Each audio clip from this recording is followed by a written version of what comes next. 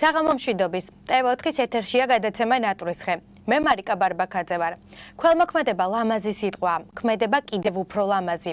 ქველმოქმედი შეიძლება იყოს ადამიანი, ადამიანთა ჯგუფი ან სახელმწიფო. მე მინდა მადლობა გადავუხადო სწორედ საზოგადოებას, ადამიანთა იმ ჯგუფს, რომელიც გაერთიანა გადაცემა ნატვრის ხემ და წინაპარასკევს მაისურაძის ოჯახის ისტორიის გაცნობის შემდეგ მათი დახმარება გადაწყვიტეს.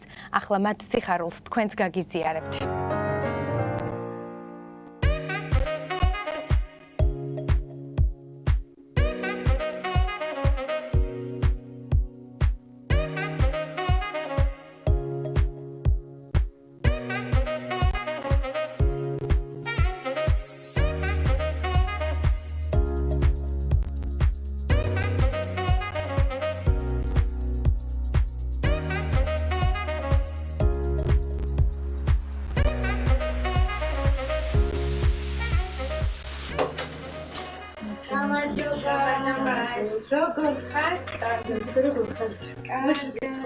ჩვენ მოვედით თქვენთან სირეოდენი საჩუქრებით.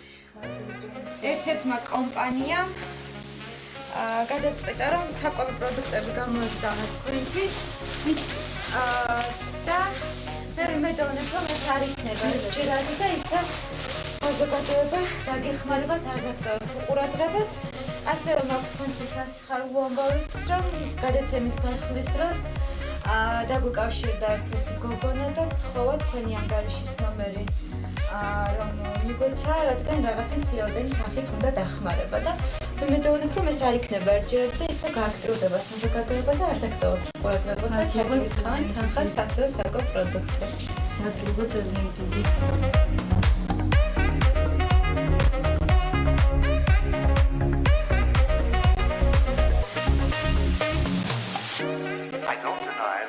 ძალიან evolutionary process going on, but mankind won't be destroyed. The fact that you and I are working here today is evidence of that.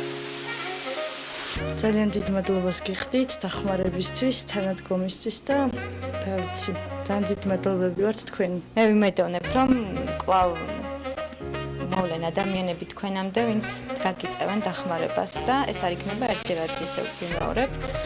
ძალიან გაგვეხარდება ჩვენს ამ შედეგებიც, რომ დავინახავთ. კარგად გოგო. ახლა კი დაგემშვიდობებით დროებით და ვიმედოვნებ კიდევ შევხვდებით ერთმანეთს. კარგად.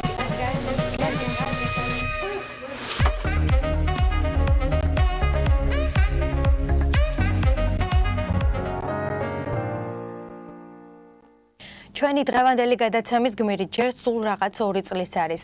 მას ცერებრალური დამბლა აქვს. ბავშვს არ შეუძლია სიარული და ასევე ოფთალმოლოგიური პრობლემებიც აქვს. უფრო ვრცლად პატარა ნინის შესახებ მისი დედა მაკა ლუაშვილი მოგვიყვება, რომელიც ფასანაურიდან ჩამოვიდა ჩვენთან და სტუდიაში იმყოფება. მაკო, მადლობა რომ გვენდე. სტუდიაში პატარასთან ერთად ხარ მოსული. მინდა გკითხო პატარა ნინიზე, როდის აღმოაჩინეთ ეს პრობლემა, როდის შენიშნეთ? ანუ აღმოვაჩინეთ 8 თვის როცა იყო. ნევროლოგმა დაგვიანებით გითხრა, რომ სჭირდება რეაბილიტაცია და ამის შემდეგ დავიწყეთ ნელ-ნელა მოძიება დაფინანსებების. ნევროლოგიც შევცვალეთ რაღაც მიზეზების გამო და დაგვარიგეს. წავედით შემდეგ ჯანდაცვაში შევიტანეთ საბუთები, დაგვაფინანსეს რამდენიმე ხანში და დავიწყეთ რეაბილიტაცია. მაგრამ ანუ რამდენი ხნის შემდეგ დაიწყეთ რეაბილიტაცია? რეაბილიტაცია დავიწყეთ სადღაც წლის და 4 თვიდან, ალბათ წლის და 5 თვით. და მანამდე არ მიგიმართავთ ექიმისთვის? დავყავდა ჩვენ ნევროლოგთან, იმიტომ რომ საჭირო არის 6 თვიანი მოხსენებად დაბადებული და ამის გამო დავყავდა შემოწმებებზე, კონტროლზე, ძალიან ყურზე, თვალზე, სჭირდებათ აუცილებლად ბავშვებს. და რადგან გვიან გვითხრა, ამის გამო დაგვაგვიანდა. თუ ჩაგიტარებიათ მასაჟის კურსი და რა შედეგი ჰქონდა მას? დიახ, მასაჟის კურსი ჩავატარეთ ჩვენ თვითონ, ჩვენი მონტონებით, არა გვეტყოდა ჩვენი ნევროლოგი და რა ვიცი, კარგი შედეგი ქონდა, რა თქმა უნდა, იმიტომ რომ თავის დაჭერაც უჭირდა ბავშვს. და რა ვიცი. სად გაიარეთ ეს მასაჟის კურსი? მასაჟი ჩვენ მე გურიდან ვარ და იქ გავიარე კერძოსთან. ძალიან კარგი მასაჟისტია სხვათაშორის და დაგვეხმარა. ბოლომდე მიიყვანეთ თუ? დიახ, ანუ ერთი კურსი ჩაუტარეთ იქ. შემდეგ ჩამოვედით კიდე შევამოწმებინეთ სპეციალისტს. სად შეამოწმებინეთ? ჟვანიაში, ნევროლოგს. შევამოწმებინეთ, ანუ რა თქმა უნდა კიდე უჭირდა მაინც, იმიტომ რომ ძალიან სჭირდება ამ ბავშვს მიყოლა რეაბილიტაციის ვარჯიშები, მასაჟები, აუცილებელია და რა ვიცი. საჭიროა, ანუ კიდევ რომ გააგრძელოთ, ხო? დიახ, აუცილებლად სანამ კარგად მყარად არ დადგება ფეხზე. ეხლა დაიწყო 1-3 თვეა ხოხვა და დადგომა თვითონ დადგება ხოლმე და გაყვება 1-2 ნაბიჯს 3-ს გადადგავს. და რამდენი წლის არის ბავშვი? 2 წლის და 5 თვის არის. ოფთალმოლოგიური პრობლემებიც აქვს, როგორ აქედან ხომ არ გამომდინარეობს, თუ რაიმე სხვა პრობლემაც აქვს, ანუ როცა დაიბადა, ნინი იყო 1 კილო და 100 გრამი, ძალიან პატარა. და საერთოდ ღენაკლუბ ბავშვებს აქვთ თურმე ბოტალის სადინარი ღია, ანუ ერთ თვეში სადღაც დაგვჭირდა ოპერაცია, რომელიც ჩაუტარეს ჯოენში. სხვა გამოსავალი არ იყო, უნდა გაკეთებულიყო ოპერაცია, იმიტომ რომ გადარჩენის შანსი აღარ იყო. ოპერაციაზეც ნუ ძალიან დიდი რისკები იყო, 2% მოგცეს გადარჩენის. და ძალიან გმირულად გადაიტანა ყველაფერი ნამდვილად და მაგის შემდეგაც სხვას არ ვარაუდობთ არაფერს მიწეს. არა, სხვას არაფერს, ისეთი აი ხერხემალზე გვაქვს პრობლემა, რომ გამყარდეს და ჩადგეს ფორმაში. და უნდა ძალიან მასაჟი, რეაბილიტაცია სულ ბოლომდე. სადღაც სკოლის ასაკამდე პერიოდულად, მაგრამ ეხლა ეს 1 წელი სჭირდება თითქმის ყველა თვეში. მარტო გადაადგილებაში უშლის ხელს თუ გონებრივად? გონებრივადაც გვაქვს პრობლემები. კი, ყველაფერს ადვილად ითვისებს, მაგრამ მაინც არის პრობლემა. მედიკამენტური ჩარევა თუ არის საჭირო? მედიკამენტური მხოლოდ ტვინის კვებავი დაგვინიშნა ნევროლოგმა, რომელსაც იღებს ახლა და ვამთავრებთ უკვე ამ თვეში. მეტი არაფერი საერთოდ არ დაუნიშნიათ ისეთი. როგორ ართმევთ თავს ამ ყველაფერს, როგორ უძლებთ? დედა ჩემი არ არის ადვილი დედისთვის ნამდვილად. შვილი ყავს ესეთ მდგომარეობაში და ყველა გზას ეძებს, ყველა გამოსავალს და მადლობა რომ მოგმართი ამისთვის ჩვენ.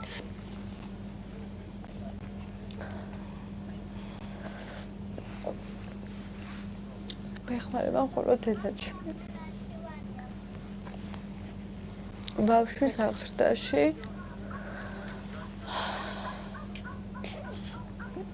ეხლა 1-2 კვირა იქნება რაც წავიდა, თორე სულ ჩემთან არის.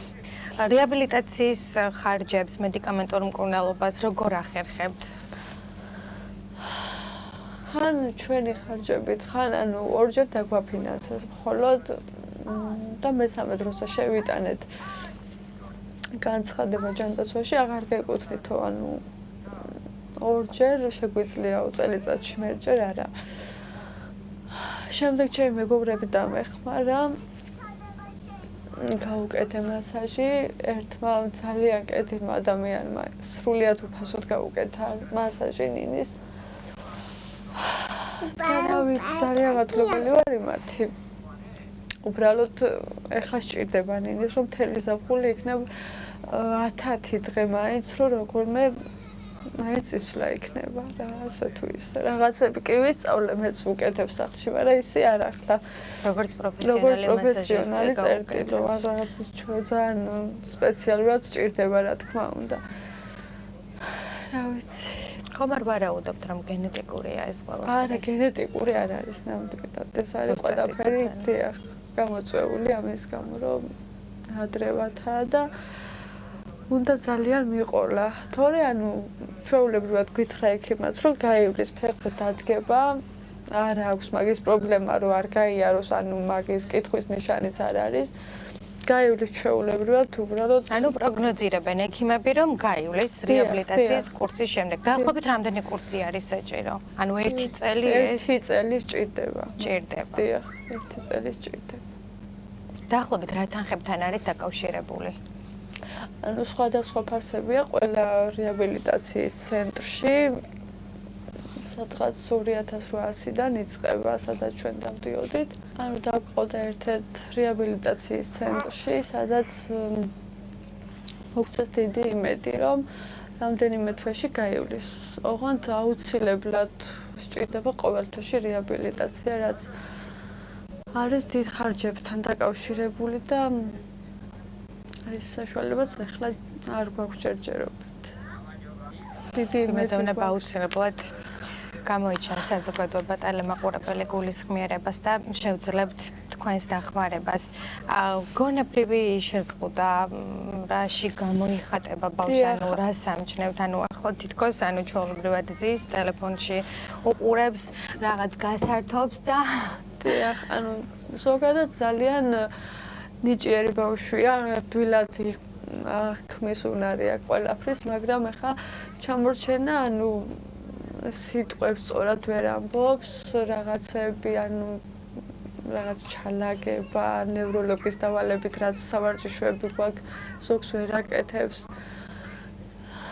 და მაინც ყველაფერი ერთმანეთთან არის დაკავშირებული, ეს გავლაც, თვალიც, გონებრივიც, ეს ყველაფერი არის ერთმანეთთან კავშირში. ერთმანეთნაირად დალაგდება ყველაფერი, რა თქმა უნდა. როცა გაივლის და რეაბილიტაციის კურსები, ანუ მხოლოდ მასაჟები არ შემოიფარგლება ავარჯიშებენ თანაც. კონკრეტულად რა არის საჭირო, რომ ეს პრობლემა აღმოიფრავს თვალთან დაკავშირებით? თვალთან დაკავშირებით დაგვაფინანსა ჩვენ ანუ ჯანდაცვის სამინისტრომ, მაგრამ გადაიდო ოპერაცია იმის გამო, რომ მაინც არ გავრისკოთ ნარკოზიო. ფეხზე არ დადის და რაიმე არ იმოქმედოს, ანუ ნარკოზმა. ყველა დღე-ნაკლუს აღენიშნება თვალის პრობლემა. და საჭიროებს, ანუ ვიზიტებს ოფთალმოლოგთან ჩვენ დავდიოდით, დავდივართ ეხლაც. და დროებით ამის გამო ვართ გაჩერებულები, ანუ ოპერაციას არ ვაკეთებთ ამის გამო, ექიმა თვითონვე დაგვთონება, რომ დავიცადოთ ცოტა ხანი, 3 წლამდე მაინც არ არის საშიში, რომ რამე პრობლემა შეექმნას ისეთი თვალზე. და ველოდებით როდის გაივლის. თუ არ გასწორდა თვალი თავისით, შემდეგ უკვე დაიგეგმება ისევ ოპერაცია. ანუ რეაბილიტაციის კურსის გავლის შემდეგ შესაძლოა რომ თვალს მივხედოთ უკვე, ხო? დიახ, შეიძლება თავისითაც გასწორდეს თვალი რეაბილიტაციის შემდეგ, იმიტომ რომ ასეთი ბევრი შემთხვევა ყოფილა და ვიცი. მაკა, თქვენი ოჯახური მდგომარეობის შესახებ რომ გითხრათ, სანამ ნინი აი აქ თავისთვის ერთობა დაბლა. ოჯახური მდგომარეობა? კიდე არ ყავს, ესეც 4 წელი არ ვყავდა. და შემდეგ ესე დაიბადა 6 თვიანი. არ ყავს მეტი შვილი. ჯერჯერობით არ წაპირებთ, რადგან ძალიან ბევრი სჭირდება ნინის, რომ გაიაროს. ფეხზე მყარად რო დავაყენოთ. მაკა მე მინდა გადმოგცეთ ლენტი, ჩაიფიქროთ სურვილი და გითხრათ თქვენი ნატვრის შესახებ. რას დაარქმევდით თქვენს ისტორიას? ჩემი ნატვრა არის, რომ ნინიმ გაიაროს. საერთოდ ძალიან ბევრი ბავშვია, ვინც ესეთი პრობლემით დადის იქ ცენტრებში და ყველას მინდა, რომ ვუსვრო მალე გავლა. იმიტომ რომ ეს ძალიან მძიმე ტვირთია მშობლებისთვის. ვიმედოვნებ თქვენი ნატვრა ახდება და აქვე მინდა გითხრათ, რომ ჩვენ თქვენთვის გვაქვს სასიხარულო ინფორმაცია. კლინიკა ფენიქსი და მისი აღმასრულებელი დირექტორი ნინო ჭიტაძე გარკვეულ შეღავათებს გაუკეთებს მასაჟების კურსზე ჩვენს პატარა ნინის. მაგრამ ვიმედოვნებ, რომ დარჩენილი თანხის შეგროვებაში საზოგადოება კვლავ დაგვიდგება გვერდით და თქვენ ახლა ხედავთ ეკრანზე ანგარიშის ნომერს, სადაც შეგძლიათ ნებისმიერი თანხა ჩარიცხოთ და შევძლოთ ერთად, რომ პატარა ნინიმ სიარული შეძლოს. დიდი მადლობა თქვენ და სრულიად შემოადგენთ ჯგუფს. დიდი იმედი მაქვს თქვენი. ვიმედოვნებ თქვენი ნატვრა ახდება. მადლობა დიდი. და ბოლოს კვლავ მიმართავ მაყურებელს, თუ გჭირდებათ დახმარება, ან იცით ასეთი ადამიანების შესახებ, ჩვენი გადაცემის მეშვეობით შეგიძლიათ მიაწვდინოთ ხმა საზოგადოებას. მოგმართეთ გადაცემის ოფიციალურ Facebook გვერდზე ან დაგუკავშირდით მითითებულ ტელეფონის ნომერზე. გემშვიდობებით ზუსტად 1 კვირით.